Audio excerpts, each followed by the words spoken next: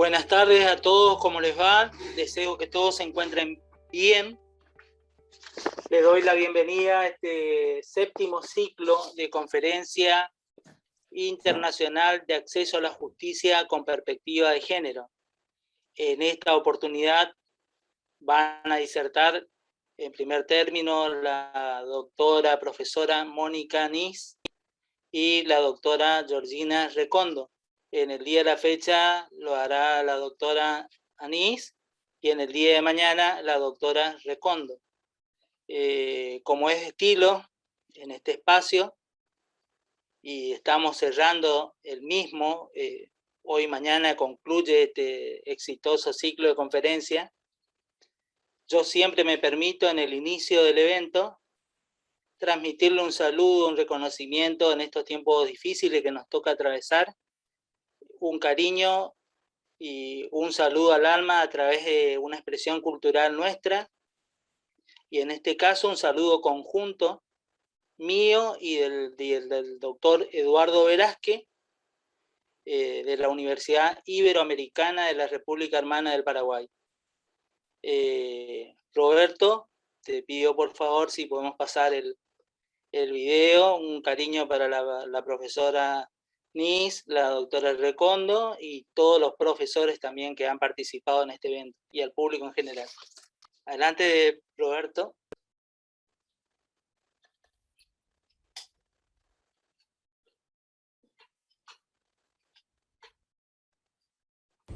Hola amigos, somos los Aloncitos, Marco, Ariel, Marcelo, desde Corrientes. Agradecemos a Hugo Cabral y a Eduardo Velázquez que nos invitaron a participar y poder de una manera u otra saludar a toda la gente que está participando de este ciclo de conferencias internacionales, a los hermanos paraguayos, brasileños, españoles y a todos los argentinos que participan de este ciclo de conferencias. Y queremos dedicarle a todos ustedes un clásico, Forastero de Liderazgo.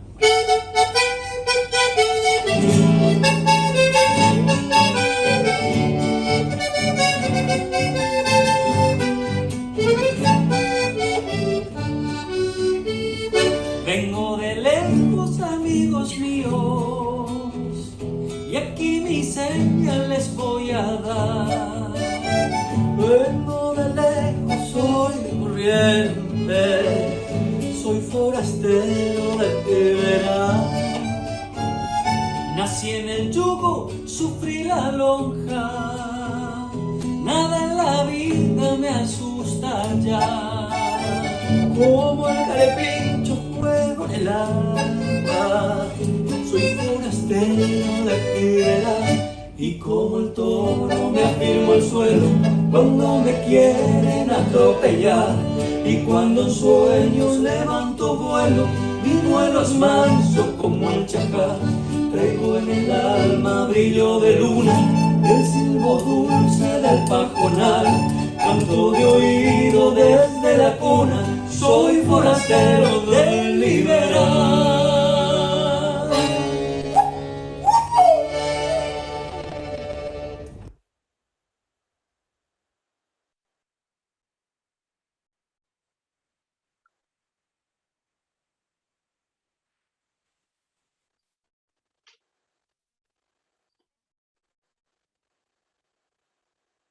Bueno, con este reconocimiento y saludo de los Aloncitos, unos artistas de nivel internacional de nuestra provincia y nuestro país, y a través de la doctora Rocío Báez les saludo a la doctora Nis y a la doctora Georgina Recondo, y sin más, y previa lectura del currículum vitae abreviado de la doctora Mónica Nis, vamos a escucharla.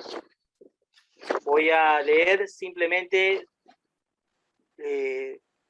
brevemente algunos antecedentes de la doctora Mónica Andrea Nis.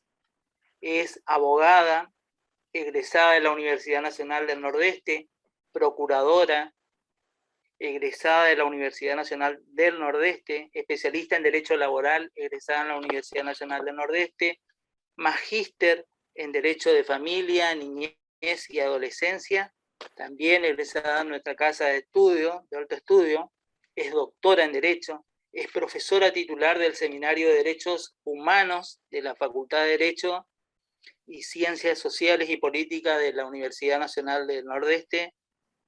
Es codirectora del Observatorio de Igualdad de Género y Derechos Humanos de la Facultad, también de nuestra Casa de Alto Estudio.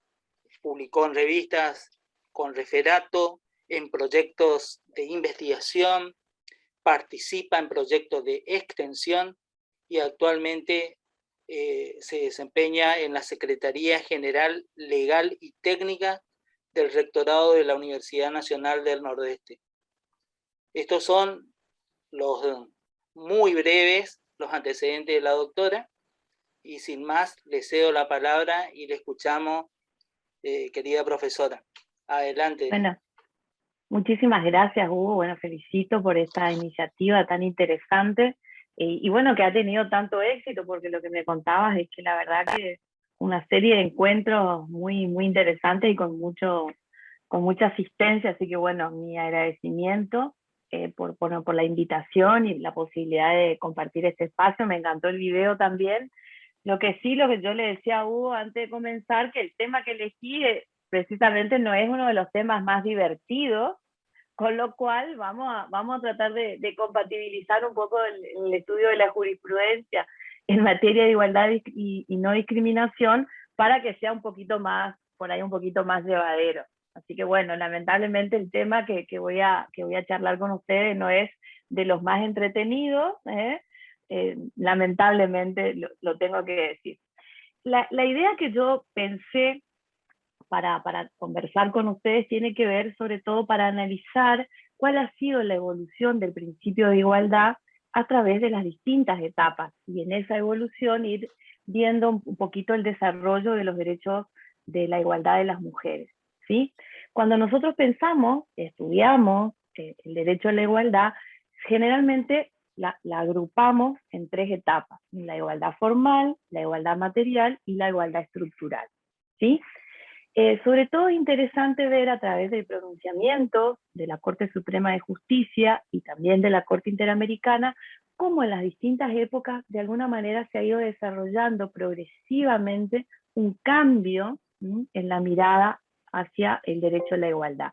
Esta evolución nosotros siempre decimos que es ciertamente muy progresiva, sobre todo en lo que tiene que ver en materia de acceso a derechos en condiciones de igualdad, que diversos grupos, entre ellos las mujeres, hemos ido avanzando positivamente, podríamos decir. Cuando hablamos de igualdad formal, esta igualdad formal surge de la mirada casi clásica que nosotros hacemos del artículo 16 de la Constitución Nacional. Hablamos de la igualdad formal, esto es la igualdad ante la ley. La estudiamos como aquella garantía que de alguna manera establece que a las personas se nos debe tratar de manera igual siempre que compartamos las mismas circunstancias.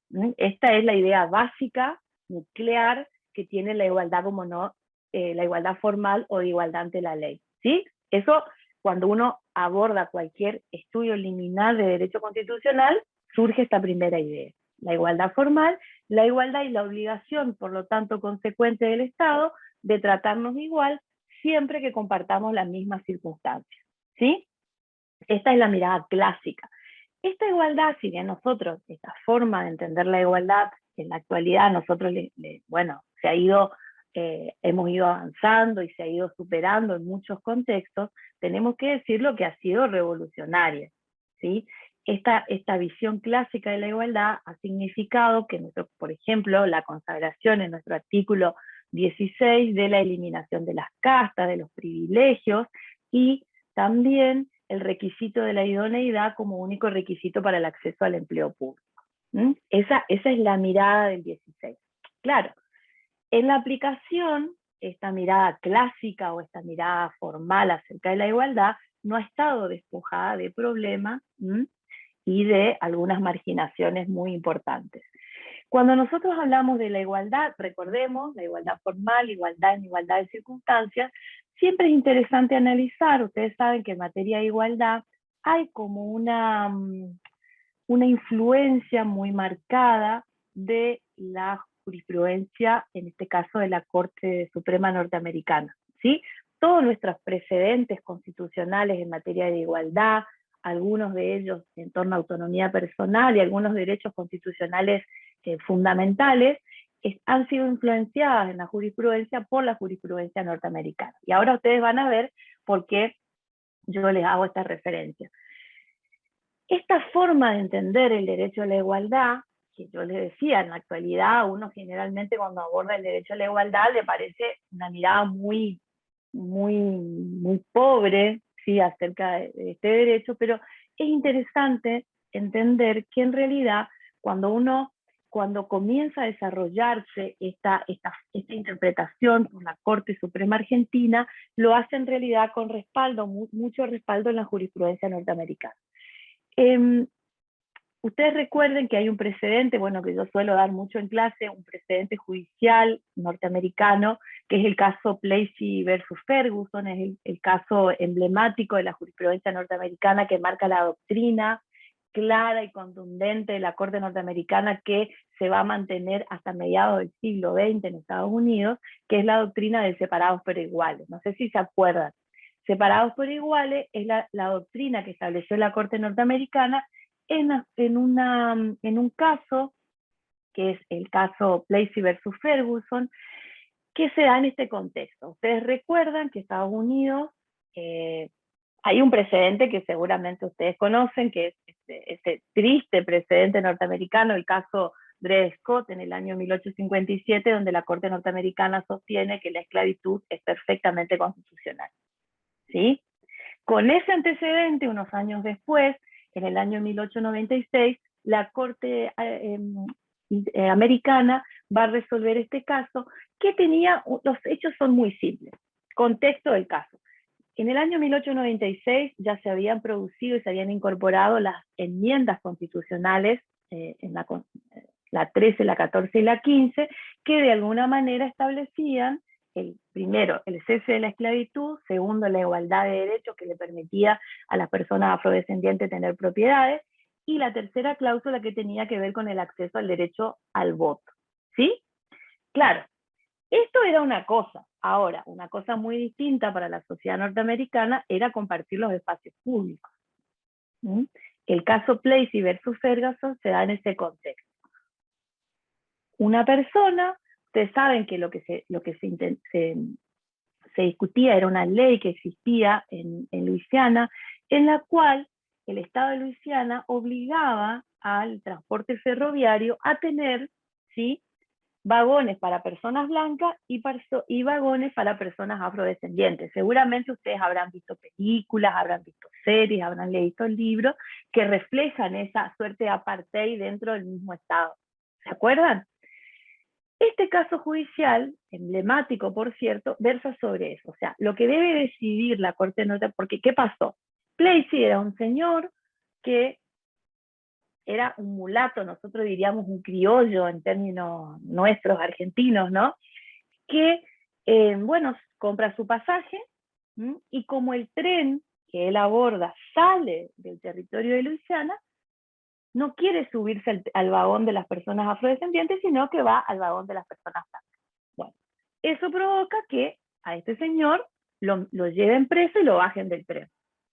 Ese caso, él obviamente se presenta ante los tribunales, ¿sí?, entendiendo que esa ley del Estado de Luisiana era inconstitucional porque vulneraba las enmiendas constitucionales en materia de igualdad. Claro, cuando el caso debe resolverse, ¿qué dice la Corte norteamericana? La Corte norteamericana sienta las bases de la doctrina separados pero iguales. ¿Qué significa separados pero iguales? Significa que para la Corte era perfectamente constitucional que existiera un vagón para unas personas y un vagón para otras personas. Es decir, las circunstancias del color de la piel, igualdad formal, ¿me siguen?, implicaban esas consecuencias. Un vagón para ustedes, un vagón para los otros. Es decir, de alguna manera la Corte claramente entendió que esa ley era perfectamente constitucional. ¿Por qué? Porque la igualdad de los grupos en igualdad de circunstancias no se encontraba vulnerada porque existían vagones para ambos grupos de personas. ¿sí?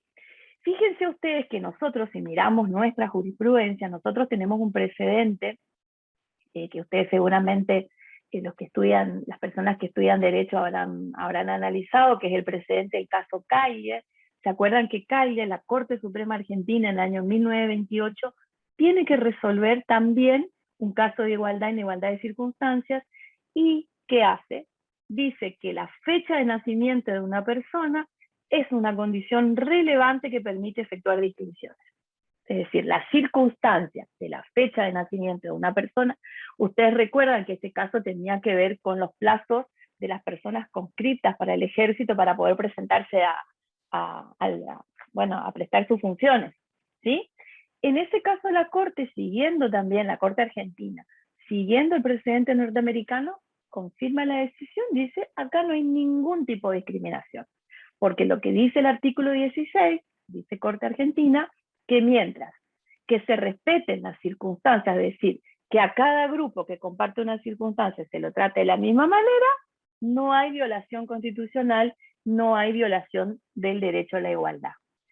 Un caso que ustedes seguramente habrán estudiado, que es el caso de Julieta Lantieri, del año 1929, llega a la Corte también, ¿sí?, con una situación de discriminación por género.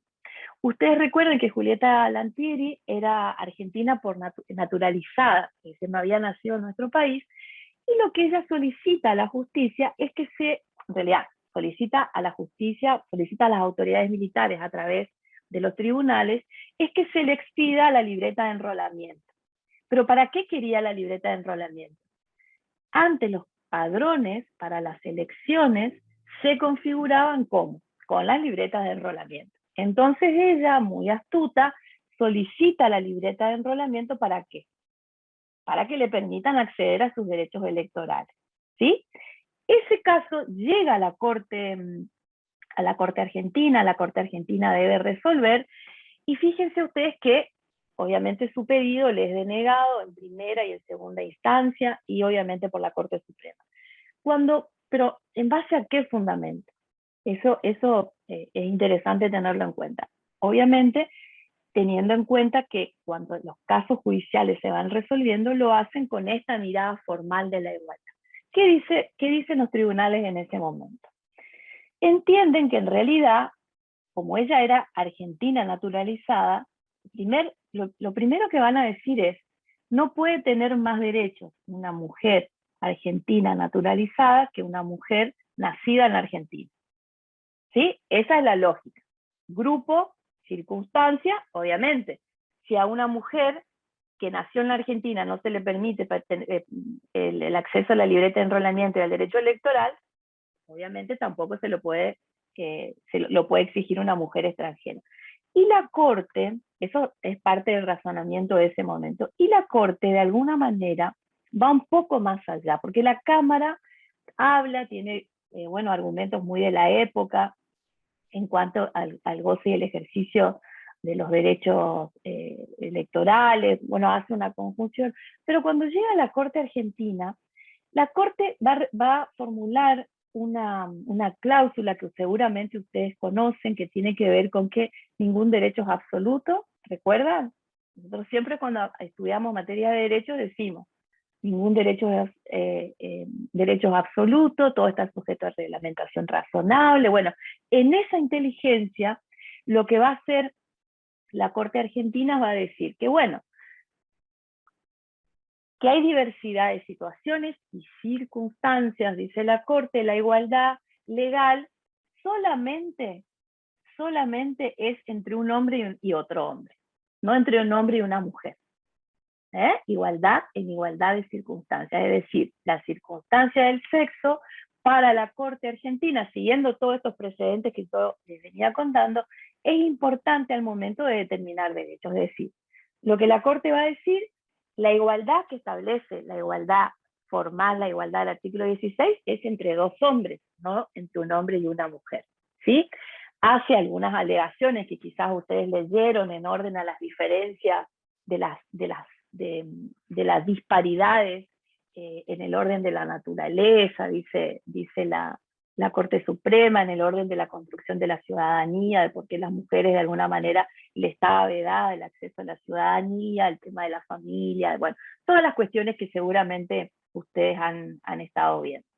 Es decir, en esta mirada de la igualdad, no importa cuál sea la circunstancia, vamos a ver que eso fundamentalmente es lo que va a cambiar, ¿sí? No cualquier circunstancia, en los dos modelos que vienen luego, el modelo de igualdad material y el modelo de igualdad estructural, no cualquier circunstancia es válida para efectuar distinción, ¿sí? No cualquiera. ¿Por qué? Porque además los tratados internacionales de derechos humanos van a tener cláusulas prohibidas ya, ¿sí? Todos los tratados de derechos humanos tienen cláusulas prohibidas que les impiden a los estados formular discriminaciones en torno a, dicen los tratados de derechos humanos, ¿sí? En torno al sexo, en torno a la nacionalidad, en torno a la edad, en torno a la condición económica. O sea, hay unas cláusulas que están incorporadas en los tratados de derechos humanos que vedan ya esa posibilidad de efectuar cualquier tipo de distinción, ¿sí? Cuando nosotros vemos esta evolución de alguna manera, y vamos a ver que gran parte de la jurisprudencia argentina, nosotros vamos a ver los casos más amplios, podríamos decir, o más progresivos en materia de derechos, recién desde la reapertura democrática y bastante lentamente, ¿sí? Esta falta de, podríamos decir, de atención o de una mirada crítica en torno a la circunstancia, a la relevancia de la circunstancia, obviamente habilitaba ¿qué cosa? Que se efectuaran discriminaciones en cuanto a las mujeres, en cuanto a las personas afroamericanas, en cuanto a los extranjeros, ¿sí? Esta mirada solamente en torno a la circunstancia, obviamente sin mirar cualquier circunstancia y no de alguna manera distinguir si la circunstancia que era utilizada por el Estado era razonable o no, obviamente que habilitó el trato diferente y como consecuencia directa la discriminación. Ustedes recuerden que hay un precedente muy famoso del año 1957, el caso Monteavaro, donde ya la Corte empieza no a tener la apertura que va a tener después, pero ya hace como algunas alusiones, dicen que bueno, que en realidad el artículo 16 no impone una igualdad rígida, ¿sí? Pero que de alguna manera hay que evitar aquellas clasificaciones o distinciones que no sean razonables y que escondan, dice la Corte Argentina, motivos hostiles respecto de algunos grupos de personas. Fíjense cómo esa dureza que teníamos en contundencia a principios del siglo XX después comienza a resquebrajarse, pero no tanto, ¿sí? Vamos a ver que fundamentalmente la jurisprudencia en realidad va a cambiar, como les decía, luego de la reapertura democrática. Cuando nosotros, ¿qué consecuencias directas? Y esto lo vamos a ver mucho, ustedes quizás quienes les guste derecho laboral, algunas de estas cosas que les voy a contar ahora les van a hacer recordar. ¿Qué consecuencias directas, además muy claras y específicas, tiene la igualdad formal, en la apreciación de la igualdad formal? Tiene una consecuencia básica que es el test que se realiza para establecer si un acto es o no un acto discriminatorio, es un test de mera razonabilidad. Esto es, si nosotros tuviéramos que hacer una escala, bueno, Hugo, que trabaja en el juzgado federal, seguramente dirá, hoy no se puede poner a hablar de los niveles de escala del test de escrutinio estricto, ni nada de eso, pero es interesante porque tiene una consecuencia práctica muy importante que uno no debe olvidar. En la igualdad formal o en la igualdad ante la ley, el escrutinio que se realiza es solamente un escrutinio de adecuación de medios afines. Es decir, hay una norma que tiene un objetivo y si la finalidad de la norma se corresponde con el medio, o sea, hay una relación de funcionalidad entre el medio y fin, hay una tolerancia de los tribunales a entender que el trato que se haga es un trato, digamos, no discriminatorio o un trato que es perfectamente constitucional, diría. ¿Sí?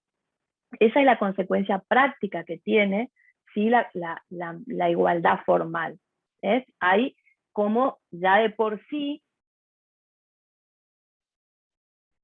diríamos, una presunción de constitucionalidad, ¿sí? En términos así un poco más técnicos.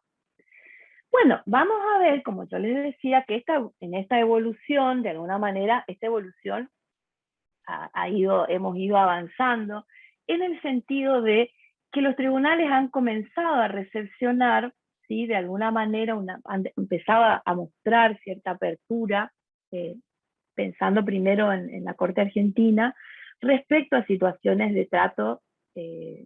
trato discriminatorio, sin lugar a dudas, y han tenido ya una respuesta un poco más contundente.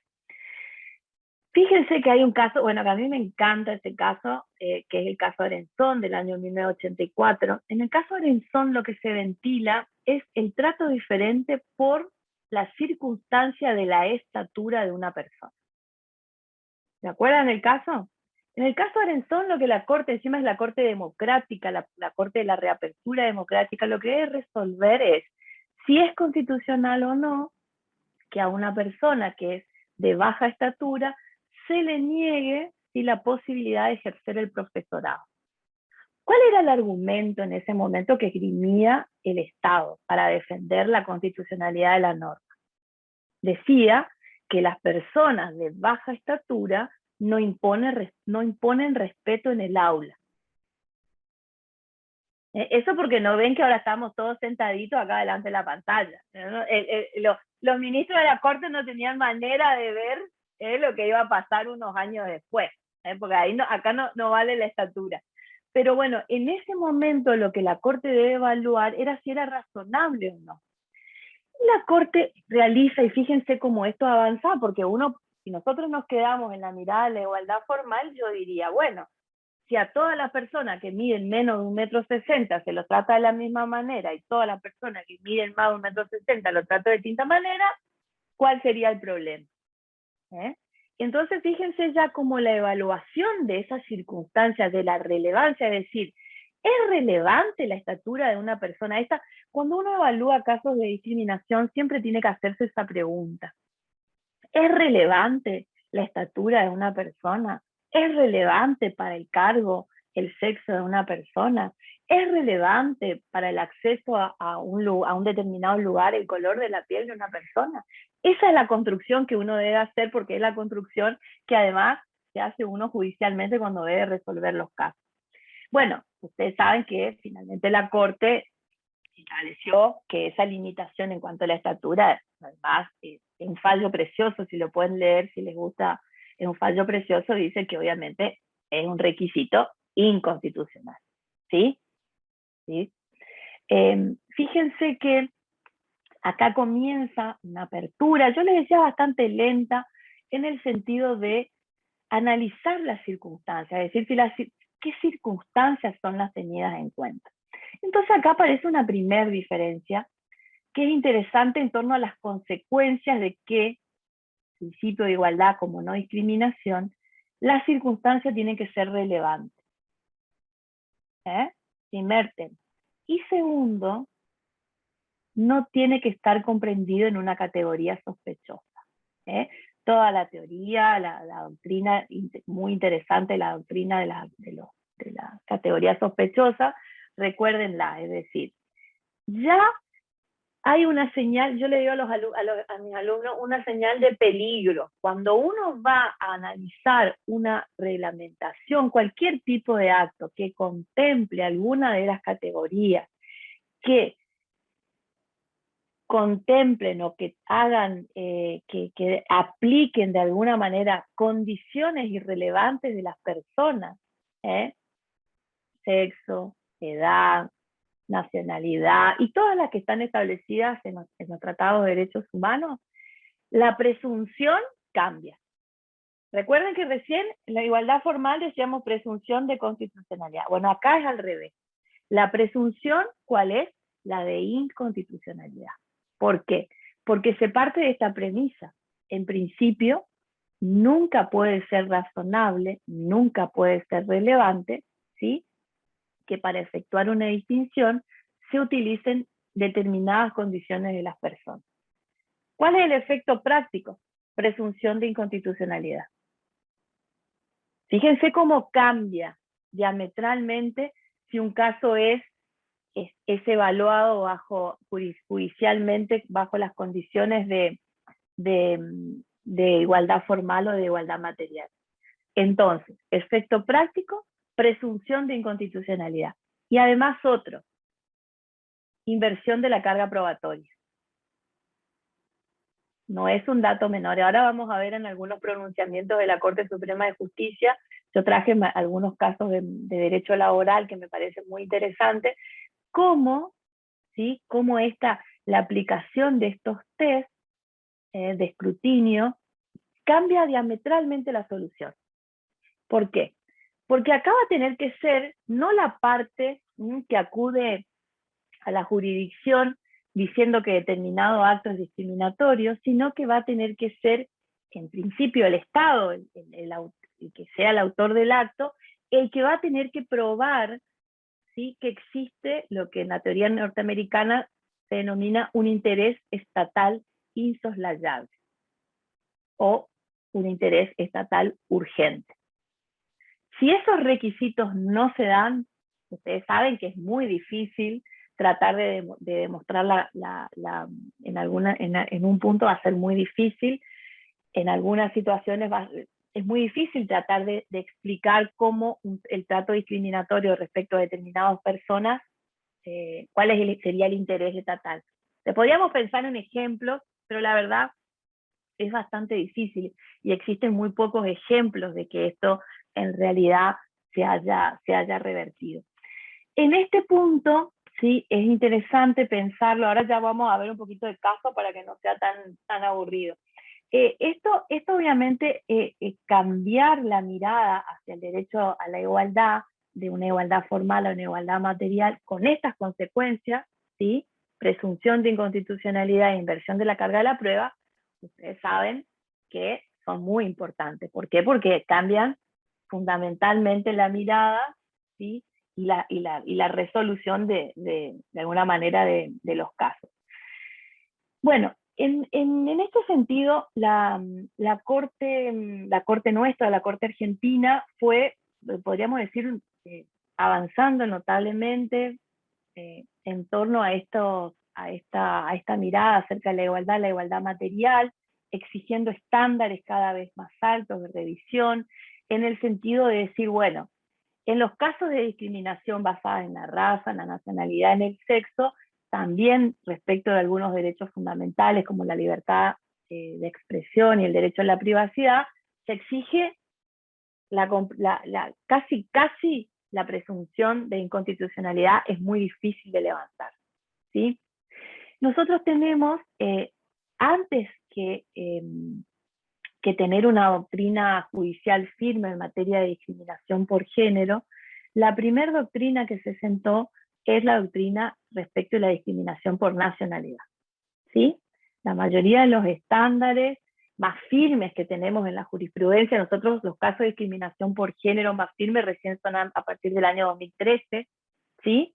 Pero en materia de discriminación por nacionalidad nosotros tenemos como un tándem, que son los casos Repeto, Buchau y Hoff, que han sido, bueno, los que han establecido y así los estándares más firmes en materia de prohibición de discriminación, y que además son los que reflejan, y esto hay que tenerlo en cuenta, donde la Corte Argentina de alguna manera reproduce los test de escrutinio estricto, estos que yo les contaba, que vienen de la jurisprudencia de la Corte norteamericana. En estos tres casos, que tienen que ver con la discriminación por nacionalidad, es donde la Corte Argentina establece su doctrina judicial más firme, sobre todo en materia antidiscriminatoria, ¿sí? En este punto, obviamente, cuando se aplican los test de constitucionalidad, hay una presunción muy fuerte que establece que obviamente va a ser muy difícil de levantar, diríamos nosotros, esa presunción. Por otro lado, fíjense que hay un caso que, bueno, que nosotros siempre comentamos de la jurisprudencia norteamericana, porque va a tener luego, de alguna manera, mucha incidencia en la jurisprudencia nuestra, es el caso de Estados Unidos versus Virginia del año 96. Ustedes recuerdan que en este caso hay películas y todo que quizás hayan visto. Lo que se discute en este caso tiene que ver con que, bueno, Virginia era el único estado norteamericano que no permitía el ingreso de mujeres a la academia militar, ¿sí? Entonces, en ese contexto, el país, el Estado se presenta contra, en la petición judicial, diciendo que esa reglamentación vulnera el derecho a la igualdad contenido en la enmienda 14. Ahí estaba esta famosa jueza que quizás muchos de ustedes siguen, que es Ruth Bader Ginsburg, que bueno, habrán visto que cuando falleció, bueno, fue todo un suceso muy lamentado por, bueno, todos los poderes judiciales de la nación, de las provincias, hicieron algún tipo de mención a esta jueza. Bueno, en este caso, esta jueza tuvo una participación decisiva porque fue la jueza que de alguna manera brindó el sustento legal para que finalmente, obviamente, la Corte Norteamericana resolviera por la inconstitucionalidad de esta norma. Pero además de resolver sobre la inconstitucionalidad, se establecen una serie de parámetros judiciales muy interesantes, de estándares, podríamos decir, que luego van a ser aplicados en la Argentina. Lo primero que aparece tiene que ver con estos estándares en materia de revisión de las clasificaciones basadas en el sexo, que en realidad lo que van a establecer es que no pueden utilizarse de ninguna manera para vedar del acceso a las mujeres de los derechos de los que gozan los mismos, de los hombres en las mismas condiciones, ¿sí? Ustedes recuerden que cuando nosotros analizamos nuestra jurisprudencia argentina, recordarán ese caso del año 2000, González de Delgado contra la Universidad Nacional de Córdoba, ¿sí?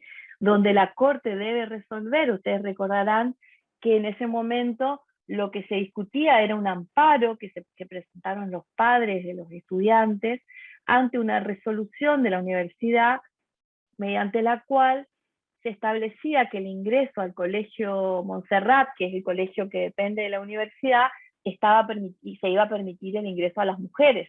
¿Se acuerdan? Bueno, ante ese hecho, un número de padres, de madres, se presentan a tribunales pidiendo que esa resolución sea declarada inconstitucional, ¿sí? En ese caso, nosotros vamos a encontrar mucho de la reproducción de este caso que yo les contaba de Estados Unidos versus Virginia, ¿sí? Donde, de alguna manera, se van a reproducir esos fundamentos, esos argumentos, y lo que además, obviamente, la Corte Argentina entiende que la resolución de la universidad era perfectamente constitucional, obviamente. Además, ya en ese momento, este fallo es del año 2000, ya en ese momento Argentina había ratificado la CEDAW y además también tenía jerarquía constitucional y bueno, y la mirada sobre la igualdad ya se estaba construyendo todo el tándem de casos en materia de igualdad y no discriminación, ¿sí? En este caso ustedes recordarán que además hay como una mención especial al voto del ministro Petracchi, porque Petracchi referencia que no solamente va a hacer la relación en torno a la igualdad y no discriminación, es decir, que no había forma de que el sexo de las estudiantes fuera una circunstancia relevante para impedirles el acceso al colegio secundario, ¿sí? Así en términos coloquiales podríamos decir.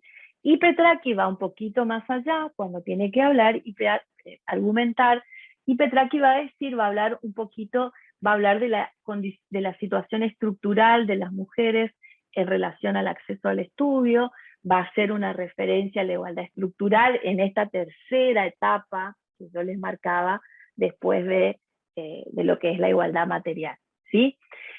Ustedes recordarán que cuando nosotros vemos González de Delgado es un fallo muy interesante que de alguna manera reproduce también, o sea, Gonzalo Delgado toma parte del análisis de los test de escrutinio estricto, de los casos Repetto y Buchau en materia de discriminación por nacionalidad, y va a sostener que hay algunas categorías, de eso de los que yo les hablaba, de las categorías sospechosas, que nunca pueden ser razonables. ¿Sí? Eso de categorías no razonables, entender la categoría sospechosa como una categoría no razonable, y que obviamente en principio esa no razonabilidad tiene una consecuencia directa, que es la inconstitucionalidad. En este caso, nuevamente, la Corte vuelve, ¿sí?, a sostener esta doctrina. Nosotros recordemos que yo les decía que en realidad cuando nosotros vemos los casos de discriminación laboral y el efecto práctico que ha tenido esta mirada del derecho a la igualdad es muy interesante, sobre todo en términos prácticos, ¿sí?, de cómo se ha ido construyendo la jurisprudencia en materia laboral. Ustedes recuerden que nosotros tenemos en el año 2011, ustedes recuerden que para quienes les gusta mucho el derecho laboral, en la Argentina nosotros tenemos así como una evolución en materia de derecho laboral que comienza, podríamos decir, con el año 2010 con el caso Álvarez contra Cencosud, ¿sí?, donde se sientan de alguna manera las bases en contra por el tema del despido discriminatorio. Recuerdan que ahí en Álvarez contra Cencosud la Corte Argentina va a decir que la ley 23.592 es la ley de actos discriminatorios, es la ley que reglamenta el artículo 16 de la Constitución Nacional. Nada más y nada menos. Es decir, forma parte del orden público laboral. ¿Sí? Para quienes les gusta el derecho laboral, esa es una de las consecuencias prácticas que ha tenido Álvarez contra Cencosud. En el año 2011 se dicta el fallo Pellicori. ¿Qué pasa en Pellicori? Pellicori es la causa de Pellicori contra colegios públicos de abogados de la capital federal. ¿Qué pasa acá? Esto era un caso sobre un despido, ¿sí? La actora, la señora Pellicori, sostiene que en realidad fue despedida por otra causa distinta, y que esa causa distinta en realidad es una causa que tiene contenido discriminatorio. Es decir, a mí me despidieron no porque lo que la empleadora alega, sino a mí me despidieron por una causal discriminatoria. Sí, que tenía que ver, obviamente, con el sexo. Bueno, cuando el caso llega a la Cámara Nacional de Trabajo, el fallo es, la Cámara entiende que no estaban dados los requisitos de alguna manera, para establecer que el despido había sido discriminatorio. Cuando el caso llega a la Corte Suprema, ¿sí?, se rechaza el caso ante la Cámara, se articula un recurso extraordinario, llega a la Corte Suprema de Justicia, y la Corte, ¿qué hace? Analiza este caso laboral, ¿sí?, pero lo analiza en función del test de escrutinio estricto y de las categorías sospechosas. ¿Cuál es la consecuencia práctica del análisis que hace la Corte? Primero, lo que va a decir la Corte Suprema es que aquí existe una discriminación por género, ¿sí? Pero además, ¿qué otra cosa va a decir? Va a decir que como consecuencia de la discriminación de género, ¿sí?, va a hacer todo un análisis acerca de las distintas situaciones discriminatorias que se dan en el ámbito del derecho laboral, de las relaciones laborales, y va a decir que la ley 23.592, que es la ley argentina de actos discriminatorios, de alguna manera despliega un manto en cuanto al régimen probatorio. ¿Y cuál es la consecuencia práctica de Pellicori en el mundo laboral? La inversión de la carga de la prueba. Eso a los laboralistas no les gusta que uno diga inversión de la carga de la prueba. En realidad es establecer el principio de las pruebas dinámicas, con lo cual prueba que está en mejores condiciones de probar. Que en estas situaciones, ¿sí?, se entiende que es el empleador. Fíjense, nosotros veníamos hablando de los modelos de igualdad, y acá tenemos en materia de derecho laboral una consecuencia práctica a través de este pronunciamiento, que ha sido un precedente muy importante, ¿sí?, en materia de discriminación. Además, hay aspectos que si a ustedes les interesa, sería bueno que puedan leer el caso.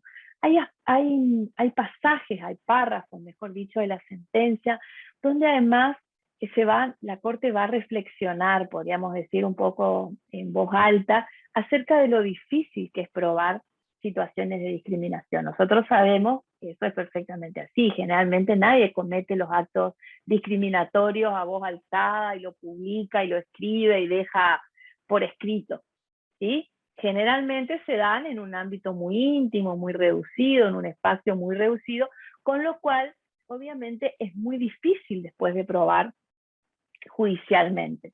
La Corte reflexiona acerca de eso, y eso me parece a mí que es un aspecto interesante. Por eso también finalmente resuelve de alguna manera esto de las cargas probatorias dinámicas o la inversión. Yo le digo la inversión de la carga de la prueba. Técnicamente no es tan así, pero bueno, es más fácil para recordar. ¿Cómo llega la Corte Argentina de alguna manera a poder dictar este precedente? Aplica estándares internacionales, o sea, lo que la Corte hace es decir, bueno, ¿cómo hacemos? Decimos que la discriminación por género, y como todas las discriminaciones son difíciles de probar, ¿cómo hacemos nosotros de alguna manera para poder aplicar estos principios de prueba dinámica en los procesos laborales? Entonces, bueno, la Corte recurre a estándares del derecho internacional. Particularmente en esta sentencia, si ustedes la leen, van a encontrar todo un estudio de la influencia de las fuentes del derecho internacional, ya sea de las recomendaciones de la Corte Interamericana, de pronunciamientos de la Corte Interamericana, de estándares de la Unión Europea, de estándares de la OIT. O sea, está como bien fundamentado, porque había que fundamentar cómo hacíamos esto de alguna manera romper ese principio probatorio que a nosotros nos dice que prueba quien tiene interés. Es decir, eso que nosotros estudiamos había que romperlo a través de este precedente, y obviamente con el impacto que esto tuvo en materia laboral. Unos años después viene un caso que es muy interesante. En el año 2014 la Corte resuelve un caso muy interesante, que es el caso Cisneros. ¿Qué es lo interesante del caso? El caso no era de despido discriminatorio. ¿Por qué?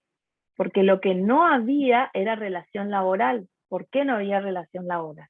Porque antes de iniciar la relación laboral estaba el hecho discriminatorio. Este caso, ustedes seguramente habrán visto en las noticias, es el caso de las colectiveras salteñas, ¿sí? El caso de Mirta Cisneros se presenta a tribunales en la provincia de Salta con dos pretensiones. Una pretensión principal, que tenía que ver con que a ella la tomen en el puesto de trabajo. Para hechos de contexto, recordemos que ella tenía todos los requisitos que las empresas le pedían a los choferes, ¿sí? Todos los requisitos los cumplía. Ahora, cada vez que se presentaba en las convocatorias que se realizaban para pedir personal, ¿sí? No, ya no tenemos lugar, la clásica. Reunía todos los requisitos objetivos, las condiciones que se habían establecido. En ese contexto ella acude con dos pretensiones: una pretensión personal que tenía que ver con que ella finalmente le pudiera trabajar como colectivera, y por el otro lado con una pretensión general que tenía que ver con que de alguna manera judicialmente se establezcan los mecanismos idóneos para que permitan a las mujeres desempeñarse y poder elegir la profesión de colectivera si así lo deseaban, ¿sí? En este caso, ustedes saben que en primera instancia fue favorable. Finalmente el tribunal, la Corte Suprema, porque ahí tienen Corte Suprema salteña, revoca la decisión del tribunal de primera instancia, y en ese contexto llega la Corte. La Corte, cuando debe resolver este caso, además, ustedes ven esta sentencia es muy interesante porque en párrafos de la sentencia, la Corte además va a transcribir algunas cuestiones que tenían que ver con declaraciones que, por ejemplo, hizo uno de los empresarios de la empresa de colectivo.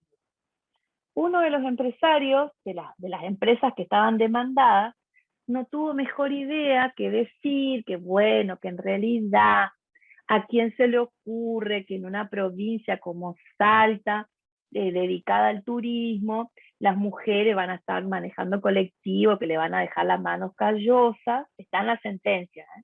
Cuando en realidad esas manos están para hacer empanadas y no para manejar colectivo, ¿sí?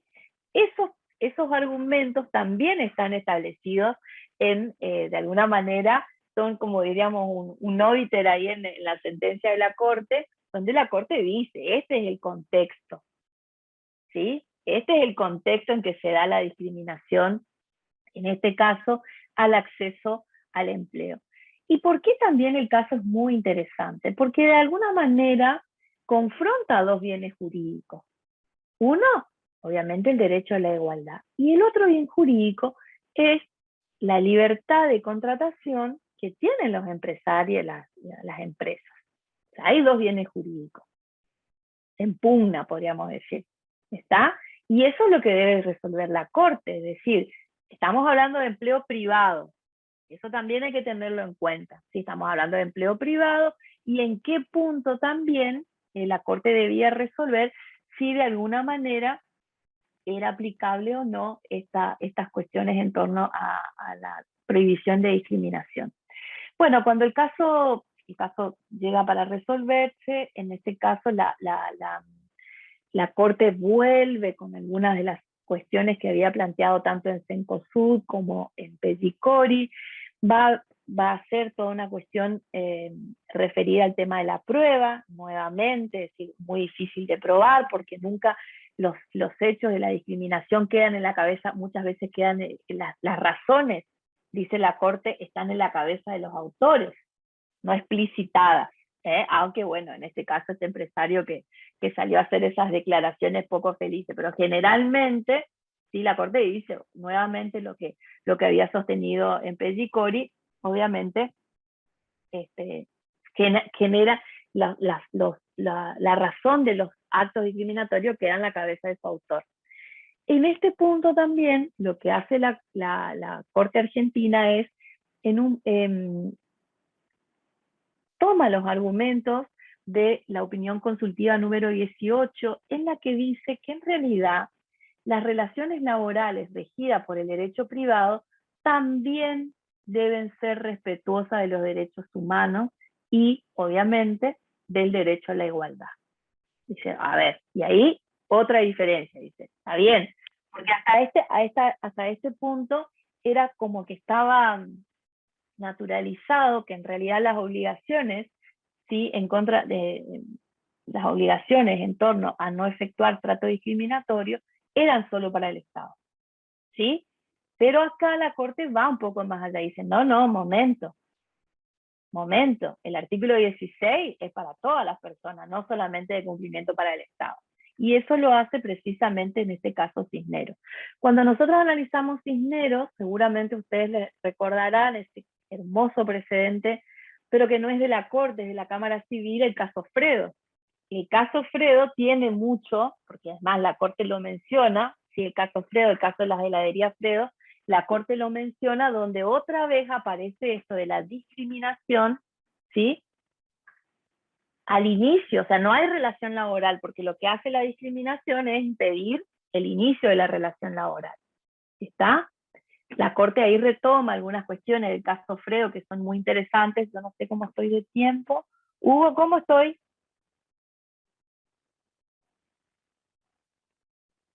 No hay ningún problema, tiene todo el tiempo para desarrollar. Tranquila, doctora.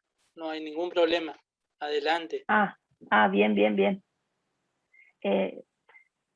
Esto yo hago como la Andricina. Yo voy mirando la cara del público y cuando el público yo veo mucha camarita apagada, mucha cara larga y ya voy terminando. Así que no se preocupe. Bueno, les decía que entonces en estos casos que son laborales, pero que son muy interesantes porque nosotros podemos ver la aplicación concretísima de todas estas cosas que nosotros venimos analizando en torno a las presunciones de inconstitucionalidad y sobre todo lo que tiene que ver con, de alguna manera, la inversión de la carga probatoria. En este punto también es interesante ver cómo la jurisprudencia de la Corte, porque la cuestión de la igualdad y la no discriminación no solamente protegen a las mujeres, eso creo que hay que ser claros. Fíjense que en el año 2014 la Corte tiene que resolver un caso que tenía que ver con tiene que resolver haciendo un análisis de discriminación en los que el actor en realidad era un hombre. ¿Qué solicitaba este hombre? Él lo que intentaba era que se le den los mismos derechos previsionales que tenían las mujeres. ¿Sí?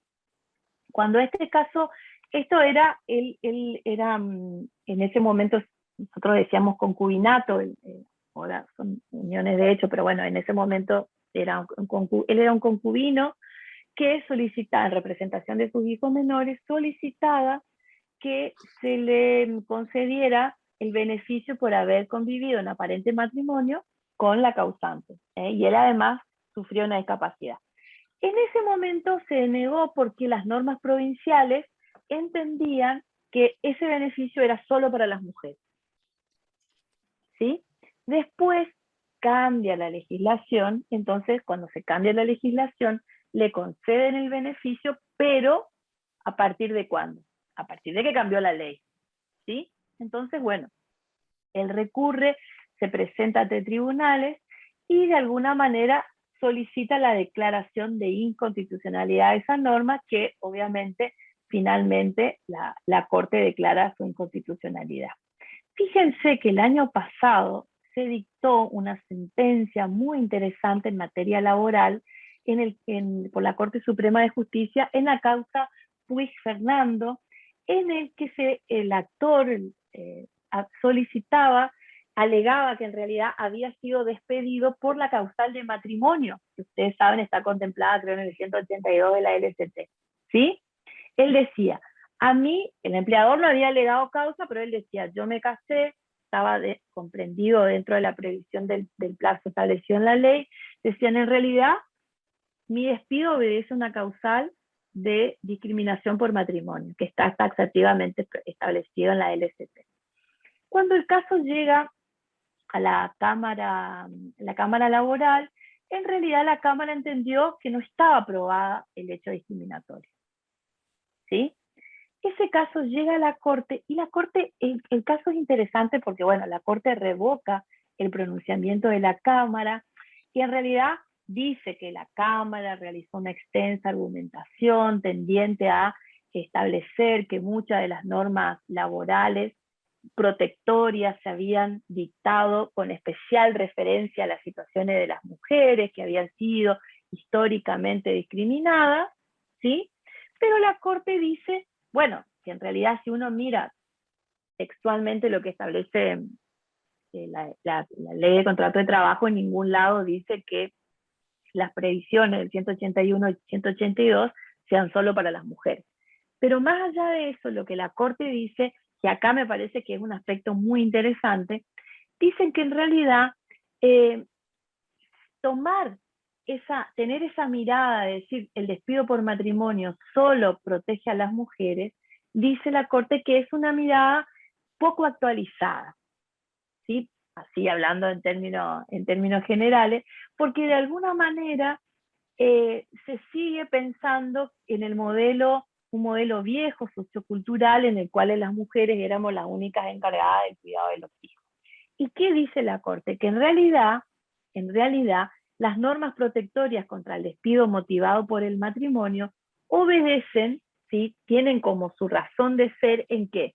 En que asumir responsabilidades familiares, derivadas obviamente del matrimonio, de la unión conyugal, de alguna manera hacen pensar a los empleadores que el trabajador o la trabajadora va a dejar de cumplir con sus funciones, o que va a estar más preocupado o más ocupado, mejor dicho, en cuestiones que tienen que ver con la familia que con el trabajo, ¿sí? Entonces lo que dice la Corte es que no solamente es una norma que protege a las mujeres, sino que también protege a los hombres. Y va más allá. la Corte va a decir que Argentina, en función de los compromisos internacionales a los que asumió a través de los tratados internacionales, se comprometió de alguna manera a eliminar todo lo que tiene que ver con las percepciones socioculturales, las cuestiones que tienen que ver con los estereotipos de género, y que solamente referencian a las mujeres con la familia y el cuidado de los hijos. Y que dictar o entender o interpretar que la norma relativa a la protección del matrimonio es solo para las mujeres, de alguna manera, dice la Corte Argentina, es reafirmar esos patrones socioculturales que la Argentina se obligó a modificar. Fíjense cómo se utiliza, este es un fallo del año pasado, que bueno, en plena pandemia estábamos también ya vieron que uno en plena pandemia hemos leído de todo, hemos entrado a todos los Zoom, hemos participado de todas las cuestiones, hemos hecho de todo.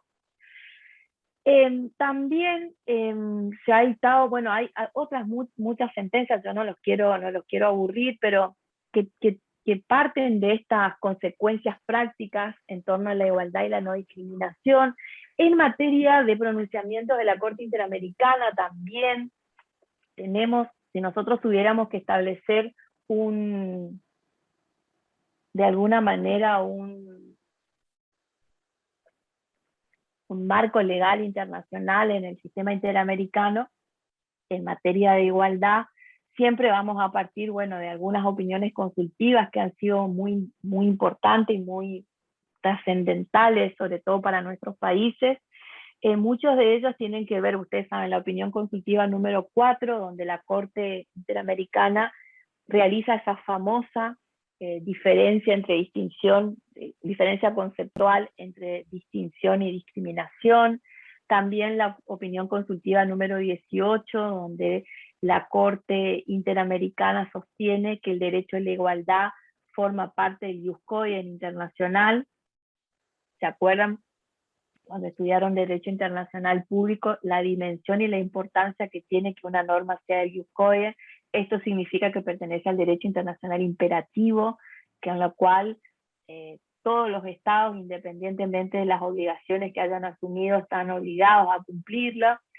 También la opinión consultiva, la última, la del año 2017, la 24, que establece la igualdad en materia de género y no discriminación por orientación sexual. Esas son las opiniones consultivas en el sistema interamericano en materia de igualdad, y muchos casos que conocemos, ¿sí? Hay un caso que nosotros siempre analizamos, pero sobre todo porque es el primer caso donde la Corte Interamericana de Derechos Humanos resuelve en función del principio de igualdad estructural, ¿sí? En el caso Campo Algodonero, la diferencia que nosotros vamos a encontrar es que, independientemente del análisis que realiza la Corte respecto al femicidio de estas 3 chicas cuyos cuerpos fueron encontrados en Ciudad Juárez, la Corte Interamericana va más allá y va a analizar la situación estructural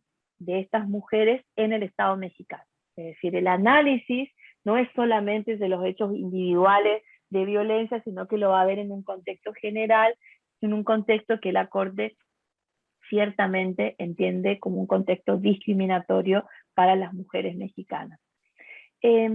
Después tenemos muchos fallos que tienen que ver con, lo estudiamos desde 2 perspectivas, de la perspectiva de la violencia y también de la perspectiva de la discriminación, los casos Velázquez Páez, los casos que tienen que ver Beli Franco contra Guatemala, donde también el Estado de Guatemala es condenado porque se entiende, entre otras cosas, que la investigación policial y judicial después de las muertes de estas niñas no se llevó a cabo como debería haberse llevado a cabo. ¿Por qué? Porque había causales de discriminación y estereotipos fuertemente asentados en la policía y en el Poder Judicial, ¿sí? Recuerden que en estos casos, cuando se efectúan las denuncias por las desapariciones de estas niñas en Guatemala, bueno, la primera respuesta así como también pasó en el caso Campo Algodonero, la primera respuesta es, bueno, son jóvenes, son chicas, deben estar de fiesta, deben estar, la Corte, y eso también, obviamente, estableció que las investigaciones que deberían haberse realizado para encontrarlas con vida y luego después de encontrar los cuerpos para haber encontrado a los responsables, obviamente eso, ¿qué hizo? Al tener tan, podríamos decir, tan internalizada la discriminación, decir, bueno, algo le debe haber pasado porque andaba de noche, de fiesta, todas esas cuestiones que son muy comunes en nuestros países, ¿sí? La Corte Interamericana en esos casos también referenció que en realidad ahí había fuertemente una cuestión de desigualdad estructural. La Corte ha establecido, y esto es interesante, también en el caso del trabajo esclavo, ha encontrado el caso de Fazenda Verde Brasil contra Brasil. Este es el caso de la primera vez que la Corte Interamericana realiza un análisis estructural de igualdad respecto a la condición económica. Por eso es un caso que uno siempre mira. Ustedes recordarán que estos eran trabajadores que estaban reducidos a esclavitud laboral, explotación laboral en una hacienda en Brasilia. Después tenemos, bueno, está para hacer un taller de jurisprudencia, hubo uno de estos días. Hay otro caso que a mí me gusta mucho, que es un caso, el González Luis versus Ecuador, que ustedes vieron que ahora se habla mucho de esto de la dimensión de la igualdad y de la interseccional, ¿sí? Que está muy en boga esto de la discriminación estructural y de la mirada que debe ser interseccional. Fíjense que en este caso que les contaba González Luis, la Corte Interamericana realiza por primera vez un análisis interseccional, es decir, va a analizar la situación de esta niña tomando las diferentes causales de discriminación que van a operar juntas.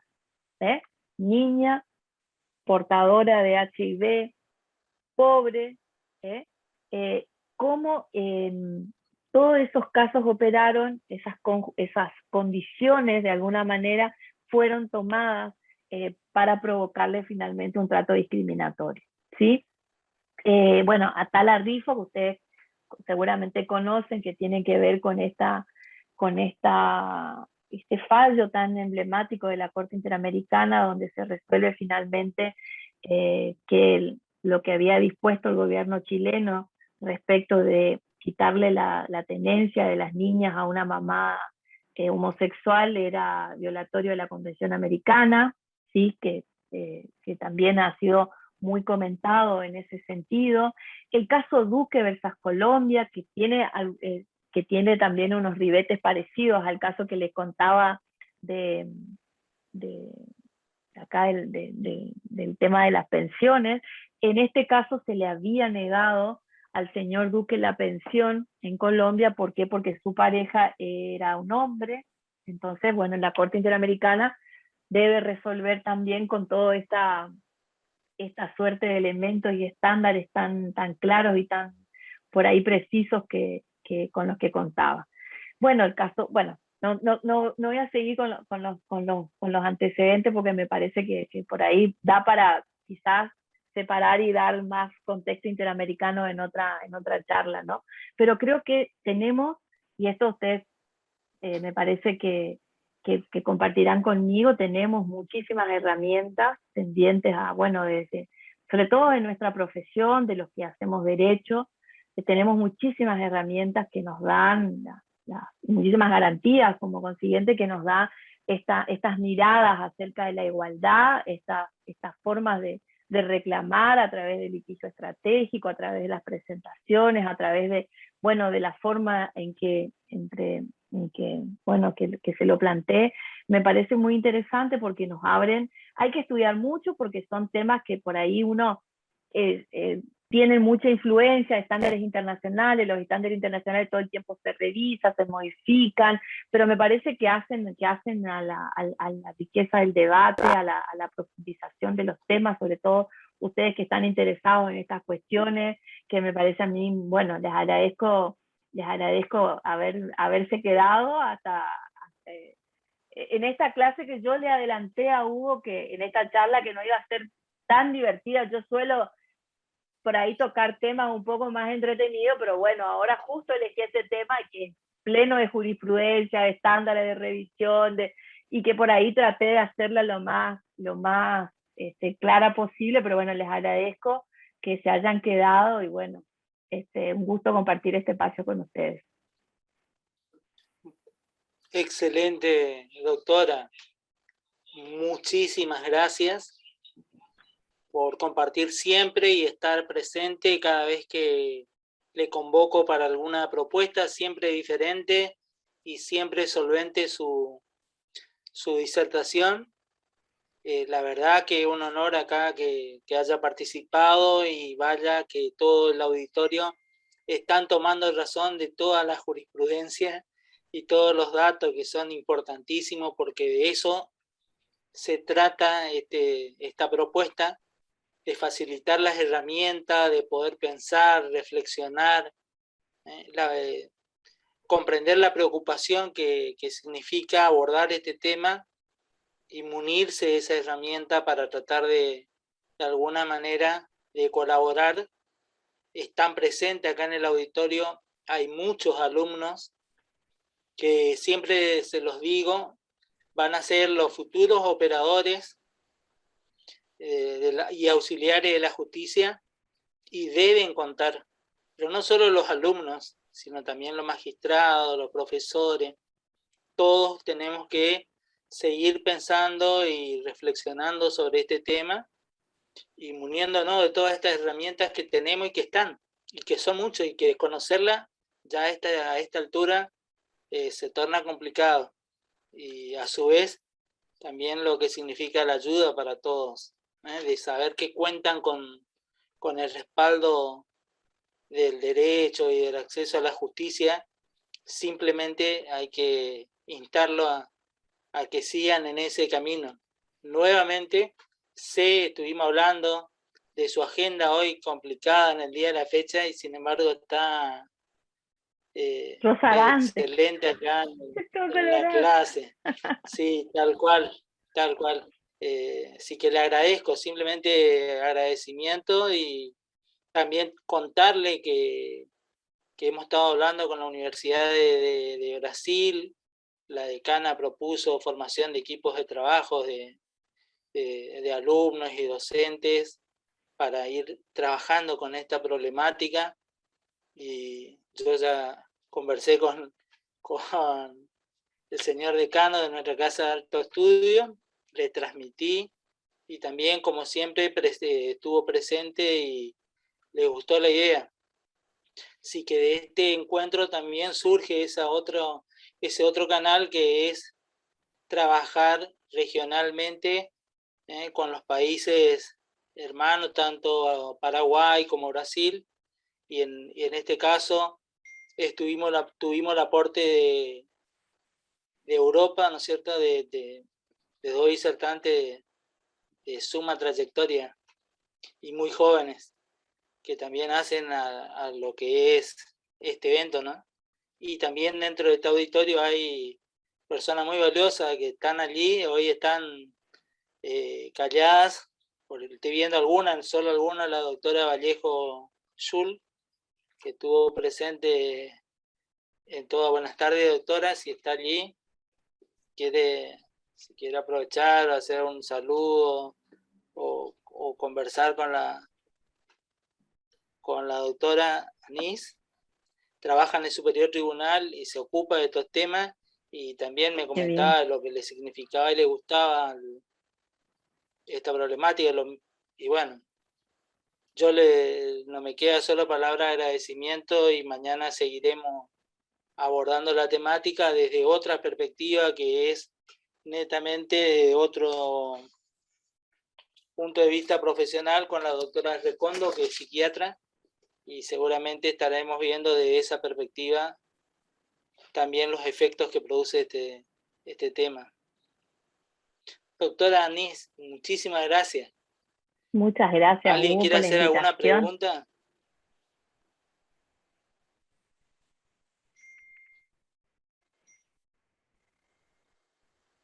También le quiero agradecer a Roberto, que es el anfitrión de la Facultad de Derecho que nos estuvo Ay, acompañando. sí, sí, Sí, que estaba ahí firme, temprano, pobre. bueno, nada más, doctora. Bueno, Sí. muchísimas gracias, Hugo, gracias por la invitación y bueno, un cariño enorme para todos. Vayan a descansar, que mañana a las 8 nos vemos. Nos vemos mañana a las 8. Seguimos. Chau, Adiós, doctora. adiós. Muchas gracias. Chau, chau. Gracias. Chau a todos.